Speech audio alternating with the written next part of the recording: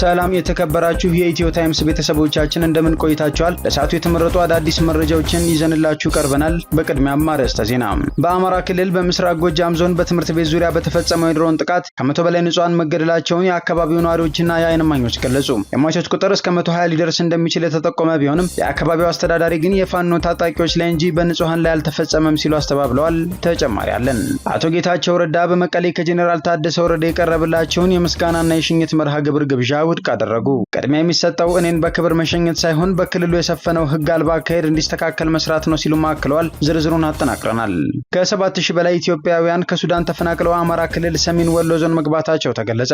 ለ6 ወር ብቻ እንዲያገለግሉ ተዘጋጅተው ነገር ግን 7 ዓመት እየሆናቸው የሚገኙት ካምፖች ከጥቅም ውጭ እየሆኑ መሆኑም ተመላክቷል። ሌላኛው ዘገባችን ነው። በምንዛሬ ፖሊሲ ለውጡ አማካኝነት የብር አቅም ከዶላር አንጻር የ55 በመቶ አካባቢ መዳከም ማሳየቱን ተከትሎ የዓለም አቀፉ የገንዘብ ተቋም IMF ባወጣው መረጃ መሰረት ኢትዮጵያ በምስራቅ አፍሪካ የነበራትን የአንደኝነት ደረጃ ለኬንያ መልሳ ልታስረክብ መሆኑ ተሰምቷል። ዘገባውን የምናስደምጣችሁ ይሆናል። የኬንያው ፕሬዝዳንት ዊሊያም ሩቶ በዛሬው ዕለት ለ5 ቀናት ጉብኝት ወደ ቻይና ማቅናታቸውን ተከትሎ የአሜሪካ የውጭ ጉዳይ ሚኒስቴር ማርኮ ሩቢዮ በአዲስ አበባና በናይሮቢ ለማድረግ ያቀዱትን ጉብኝት መሰረዛቸው ተዘግቧል። ሚኒስትሩ ወደ ምስራቅ አፍሪካ የሚያደርጉት የመጀመሪያ ጉዟቸው እንደሆነ መዘገባችን ይታወሳል። ዝርዝሩን አዘጋጅተናል። ውድ የኢትዮ ታይምስ ቤተሰቦቻችን እነዚህንና ሌሎችም ያልተሰሙ አዳዲስ መረጃዎችን ለማድመጥ እስከ መጨረሻው ድረስ ላይክ፣ ሼር እና ሰብስክራይብ በማድረግ አብራችሁን እንድትቆዩ በአክብሮት እንጋብዛለን።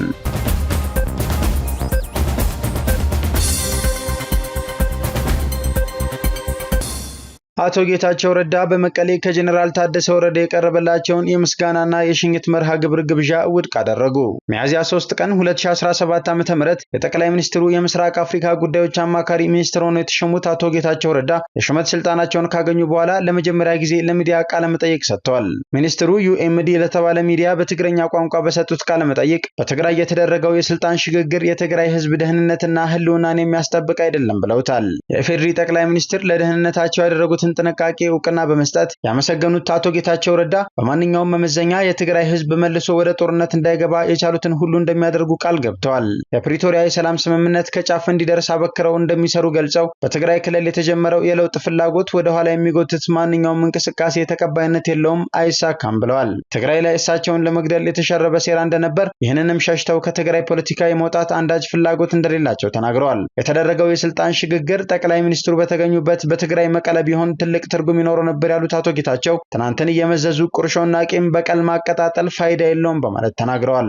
እኔን በክብር መሸኘት ቅድሚያ የሚሰጠው አይደለም፣ ቅድሚያ የሚሰጠው በትግራይ ክልል የሰፈነው ህግ አልባ አካሄድ እንዲስተካከል መስራት ነው ሲሉም አክለዋል። የትግራይ ህዝብ የሰጠኝ ክብርና እውቅና ከፍተኛ ነው። ከዚህ ክብርና እውቅና በላይ የምመኘው የምስጋና መድረክ የለም ሲሉ የገለጹ ሲሆን በአዲሱ የክልሉ ጊዜያዊ ርዕሰ መስተዳድር የቀረበላቸውን የምስጋናና የክብር የሽኝት ፕሮግራም እንደማይቀበሉት አሳውቀዋል። በክልሉ ያሉ ሌቦችና ህገ ወጦች አደብ ለማስገዛት ለሚደረገው ጥረት እንደሚያግዙ ህዝቡን ለማገልገል እንደ ትናንት ዛሬም ዝግጁ እንደሆኑም ገልጸዋል። በምንዛሬ ፖሊሲ ለውጡ ምክንያት ኢትዮጵያ በምስራቅ አፍሪካ የነበራትን የአንደኝነት ደረጃ ለኬንያ ልታስረክብ ነው። ኬንያ በምስራቅ አፍሪካ የነበራትን ግዙፍ ኢኮኖሚ የሚያሰኝ ስያሜ ከኢትዮጵያ መልሳ ትረከባለች። ዓለም አቀፉ የገንዘብ ተቋም IMF ትናንት ማምሻውን ባወጣው የጸደይ ወቅት የኢኮኖሚ ምልከታ የኢትዮጵያ ገንዘብ ከትልልቅ የውጭ ምንዛሬዎች አንጻር የነበረውን ቦታ በኢኮኖሚ ለውጡ አማካኝነት በማዳከሙ ዓመታዊ ጥቅል ምርቱ ሲታይ በከፍተኛ ሁኔታ እንዲቀንስ አድርጎታል ብሏል። ይህም የአገሪቱ ዓመታዊ ጥቅል ምርት እንደ አውሮፓውያን አቆጣጠር በ2025 ወደ 117 ቢሊዮን ዶላር እንደሚወርድ ነው IMF የተነበየው። በአንጻሩ በ2024 ከሌሎች ጠንካራ ገንዘቦች አንጻር በ21 በመቶ የጠነከረው የኬንያ ሺሊንግ የአገሪቱ ዓመታዊ ጥቅል ምርት ወደ 132 ቢሊዮን ዶላር እንዲያድግ ያደረገ በመሆኑ በተጠቀሰው ዓመት በቀጠናው ትልቅ ኢኮኖሚ መሆን የሚያስችለውን ቦታ መልሶ እንዲረከብ የሚያደርገው ነው። ከ2022 አንስቶ ኢትዮጵያ የምስራቅ አፍሪካ ግዙፍ ኢኮኖሚ በመሆን ቦታውን ከኬንያ ተረክባ የነበረ መሆኑ ይታወሳል። ይህም አገሪቱ ከሳህራ በታች ካሉ የአፍሪካ ሀገራት ሶስተኛ ትልቅ ኢኮኖሚ መሆን እንድትችል አድርጓት ነበር። ሆኖም የብር አቅም ከዶላር አንጻር የ55 በመቶ አካባቢ መዳከም ቦታውን እንድትለቅ የሚያስገድዳት ነው። ከሱዳን የተፈናቀሉ ከ7000 በላይ ኢትዮጵያውያን ሰሜን ወሎ መግባታቸው ተገለጸ። ከ7000 በላይ ኢትዮጵያውያን ከሱዳን ተፈናቅለው አማራ ክልል ሰሜን ወሎ ዞን መግባታቸውን የዞኑ አደጋ መከላከልና ምግብ ዋስትና ጽሕፈት ቤት አስታውቋል። የጽሕፈት ቤቱ ኃላፊ አለሙ ይመር ከቅርብ ጊዜያት ወዲህ ከሱዳን ድንበር ተፈናቅለው ሀርቡ ወረዳ በሚገኝ መጠለያ ጣቢያ የሚገኙት ፍልሰተኞች ቁጥራቸው ከጊዜ ወደ ጊዜ እንዳሻቀበ የገለጹ ሲሆን 945 አባወራዎች ወይም ከ7000 በላይ ሰዎች መሆናቸውን ተናግረዋል። አክለውም ከሀገር ውስጥም ሆነ ከጎረቤት ሀገራት ተፈናቅለው ወደ ዞኑ የሚገቡ ተፈናቃዮች ሀርቡ ወረዳ በሚገኝ መጠለያ ጣቢያ ይገኛሉ ብለዋል። የተፈናቃዮች ቁጥር ከአቅማችን በላይ ሆኗል ያሉት ኃላፊው የመጠለያ ጣቢያ ካምፖቹ ሲመሰረቱ ለ6 ወር ብቻ እንዲያገለግሉ ቢሆንም አሁን 7 ዓመት እየሆናቸው እንደሚገኝ አስረድተዋል። ከታሰበው በላይ ረጅም ዓመት ያገለገሉት ካምፖችም በእርጅና ምክንያት ከጥቅም ውጭ እየሆኑ እንደሚገኙም አንስተዋል። መጪው ክረምት እንደመሆኑ የችግሩን አሳሳቢነት ከግንዛቤ ውስጥ በማስገባት ለሚመለከታቸው አካላት ከክልል እስከ ፌዴራል ባለው የአደጋ መከላከልና የምግብ ዋስትና ጥያቄ ብናቀርብም ምላሽ እያገኘን አይደለም ብለዋል። በሰው ሰራሽና በተፈጥሮ አደጋዎች ምክንያት ከተለያየ የሀገሪቱ ክፍልና ከሱዳን የተፈናቀሉ ከ32800 በላይ ተፈናቃዮች በ7 መጠለያ ጣቢያዎች ውስጥና ከማህበረሰቡ ጋር ተቀላቅለው እየኖሩ እንደነበር ይታወቃል። በምስራቅ ጎጃም በተፈጸመ የድሮን ጥቃት ከ100 በላይ ሰዎች መገደላቸውን የዓይን እማኞች ተናገሩ።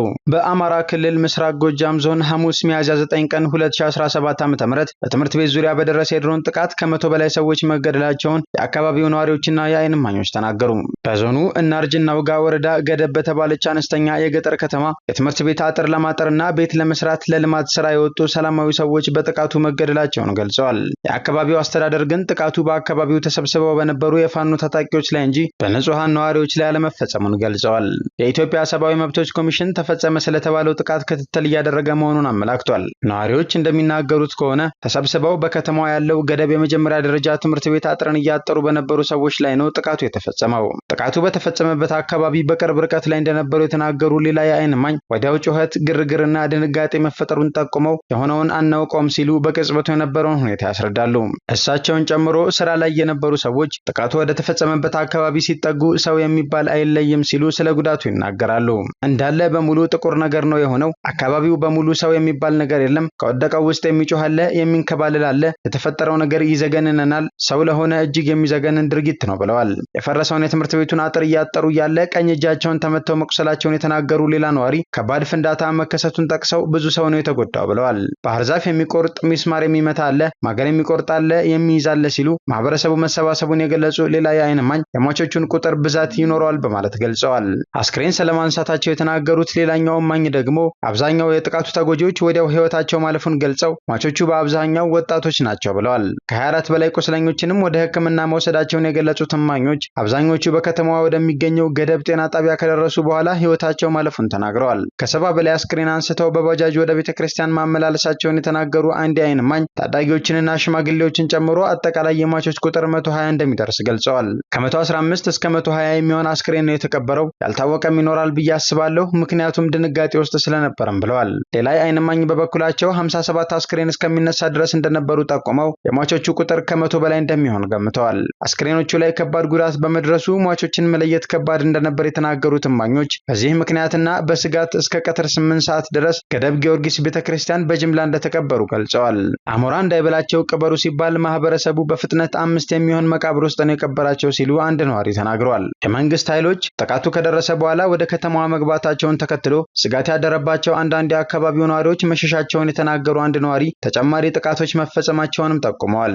ማህበረሰቡ ከተረጋጋ በኋላ ለሟቾቹ ድንኳን እንደተጣልና ከቀናት በኋላ በአካባቢው ፍራጅ የሚባለው ማስተዛዘኛ መርሃ ግብር እንደተደረገም ነዋሪዎች ተናግረዋል።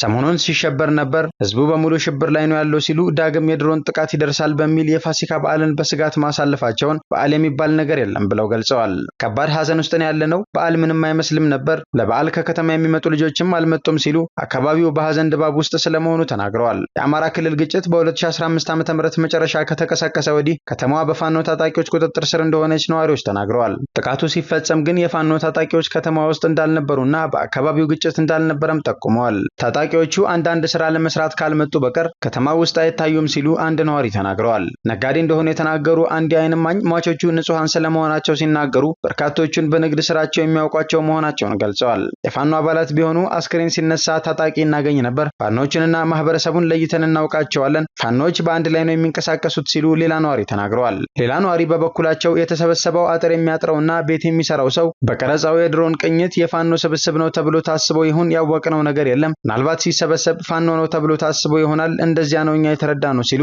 ጥቃት ሊፈጸም የቻለበትን ምክንያት ግምታቸውን ገልጸዋል። የእናርጅና ውጋ ወረዳ አስተዳደር አቶ ሙሉጌቴ ንጹሃን ሰዎች ተገደሉ መባሉን የጠላት ወሬ ያሉ ሲሆን እርምጃው ጽንፈኛ ያሏቸው የፋኖ ታጣቂዎች ላይ መወሰዱን ተናግረዋል።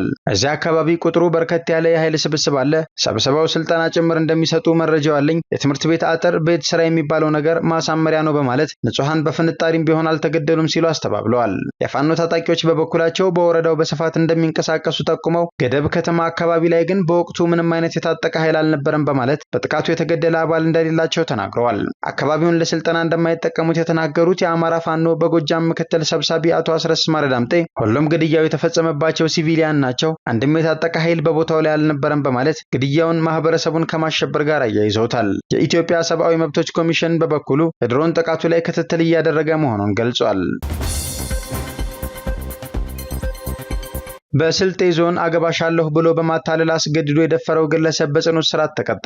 በማዕከላዊ ኢትዮጵያ ክልል በስልጤ ዞን በምስራቅ ስልጤ ወረዳ በሰዳጎራ ቀበሌ ልዩ ስሙ ሱንዱዳ ተብሎ በሚጠራ አካባቢ ታህሳስ 5 ቀን 2017 ዓ.ም አወል ከይሪ የተባለው ግለሰብ ስሜቱን ባልተገባ መንገድ ለማርካት በማሰብ የግል ተበዳይ የሆነችዋን ወይዘሪት ራህመት ጠይብ የተባለችን ወጣት አገባሻለሁ ብሎ እያታለለ ሰዓቱ እንዲመሽባት ካደረገ በኋላ ጨለማና ምቹ ሁኔታ መኖሩን በማረጋገጥ የአስገድዶ መድፈር ወንጀል ፈጽመውባት ጥሏት መሄዱን የስልጤ ዞን ፖሊስ መምሪያ ህዝብ ግንኙነትና ሚዲያ ጉዳዮች ዲቪዥን ኃላፊ ኮማንደር ከድር ኤርጎሻ ገልጸዋል። ይህንን ወንጀል መፈጸሙን የሰሙ ግለሰቦች ለምስራቅ ስልጤ ወረዳ ፖሊስ ጥቆማ በማድረሳቸው ፖሊስም ፈጥኖ በመድረስ ተጎጂዋን ለሕክምና በመላክ ስለ ድርጊቱ አስፈላጊ የሆኑ ማስረጃዎችን በማሰባሰብና ተጠርጣሪውን ከህብረተሰቡ ጋር በመሆን በቁጥጥር ስር አውሏል። ምርመራ አጣርቶ መዝገብ በማደራጀት ለምስራቅ ስልጤ ወረዳ አቃቢ ህግ ያቀረበ ሲሆን አቃቢ ህግም ከፖሊስ የቀረበለትን መዝገብ አይቶና ፈትሾ ተከሳሹ በ1996 ዓ.ም የወጣውን የኢፌድሪ የወንጀል ህግ አንቀጽ 620 ንዑስ አንቀጽ 2 ሀ ላይ የተደነገገውን በመተላለፍ በፈጸመው የአስገድዶ መድፈር ወንጀል ክስ መስርቶ ለምስራቅ ስልጤ ወረዳ ፍርድ ቤት አቅርቧል።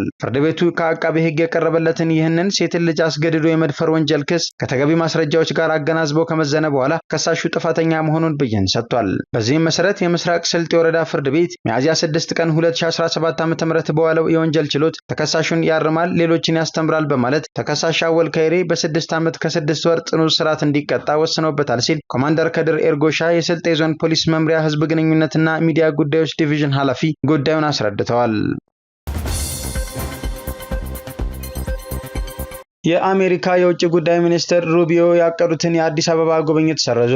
የአሜሪካ የውጭ ጉዳይ ሚኒስትር ማርኮ ሩቢዮ በአዲስ አበባና በናይሮቢ ለማድረግ ያቀዱትን ጉብኝት መሰረዛቸው ተዘግቧል። ይህ የሆነው የኬንያው ፕሬዝዳንት ዊሊያም ሩቶ በዛሬው ዕለት ለ5 ቀናት ጉብኝት ወደ ቻይና ካቀኑ ከሰዓታት በኋላ ነው። እንደ አፍሪካ ኢንተለጀንስ ዘገባ ከሆነ ሩቢዮ በአፍሪካ በሚያደርጉት በዚህ የመጀመሪያ ጉብኝት የጸጥታና የንግድ ጉዳዮችን የሚሸፍን እንደነበር የተገለጸ ሲሆን አሁን ግን ላልተወሰነ ጊዜ አራዝመውታል። ኢትዮጵያ በዶናልድ ትራምፕ አስተዳደር በተጣለው አስከፊ የንግድ ታሪፍ ከተጣለባቸው 185 ሀገራት መካከል አንዷ ነች። ከኤፕሪል 5 ቀን 2025 ዓ.ም ጀምሮ ከኢትዮጵያ ወደ አሜሪካ ለሚገቡ ሁሉም ምርቶች 10% የመነሻ ታሪፍ መጣሉ ይታወቃል።